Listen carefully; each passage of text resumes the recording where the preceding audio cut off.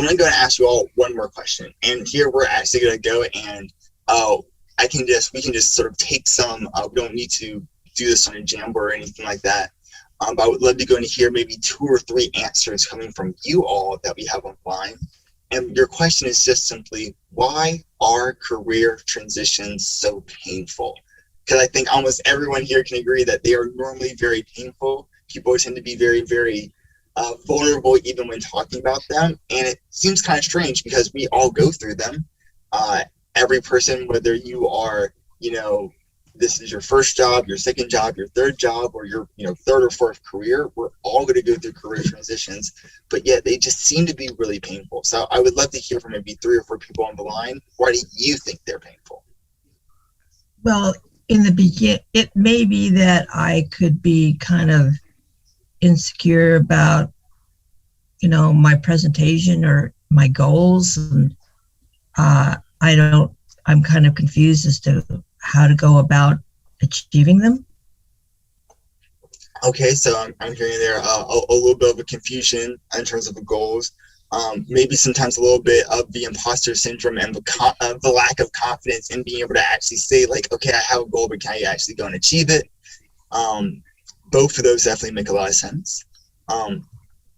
Arthur, Ty, Tim, any other ideas that you want to add in there?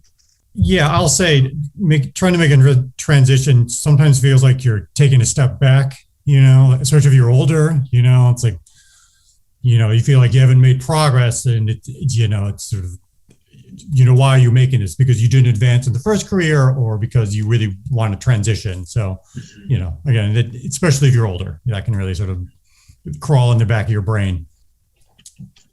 No, I can see that. I think like 2 things that go and come to mind there is this idea when we're transitioning different industries, right? So maybe you are an expert in, your particular area of a nonprofit. Maybe you work with a nonprofit that works with homeless youth, right? And you're a content expert there.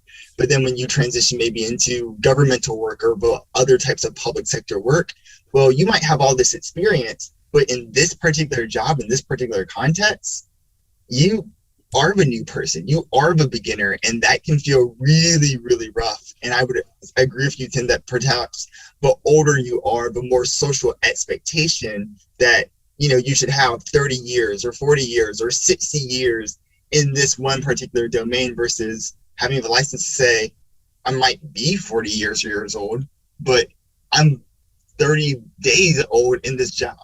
And so that can be tough. Ty, did you have something you wanted to add in? Yeah, I think for me, it's like kind of relating my, my previous current roles and professional stories into that position. Because usually during an interview, they'll ask like, oh, what kind of experience do you have? And I just completed a boot camp, and all they see is boot camp because there's a lot of boot camps, but they're like, have you worked with someone that's actually in the field? Well, no, I haven't, but I have these other skills as a project. But I think for me, it's just hard to translate what I have right now into a designer. So you're right. You picked it off. Right? I'm the UX designer. I want to get in that field, but it's tough. So that's where I feel like that's the struggle is for me, is like just translating my current skills into that field.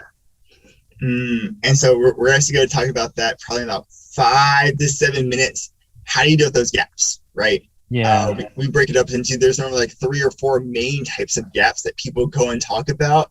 And you just went and hit on 2 of them. And that art of doing that translation and the lack of confidence in being able to do that translation from like, here's my experience, whether it's lived experience, formal experience, internship experience, boot camp experience, and how does that translate into why this makes me valuable into going for this next opportunity. So, for some people, maybe like Tim, it's more about like the fear of going to this new space where you are the new person and there's a certain amount of social pariah around that. But then for you, Ty, what I really went and heard is, okay, no, I know where I want to go, but how do I bring this almost baggage along with me, right? And how can we minimize some of that pain? Yes, very true. I love it. And I'm sorry, go ahead. Yeah, just one other thing that's really difficult about transitions, I think, is the uncertainty. That you don't know how long you're going to be in transition. And, there are financial needs that we all have. And without income coming in, it can be difficult to know sort of how long you can hold out for the opportunity you want versus having to, feed, clothe, shelter yourself, and family. Right. And family. Yeah. So that's, I think, a very difficult part.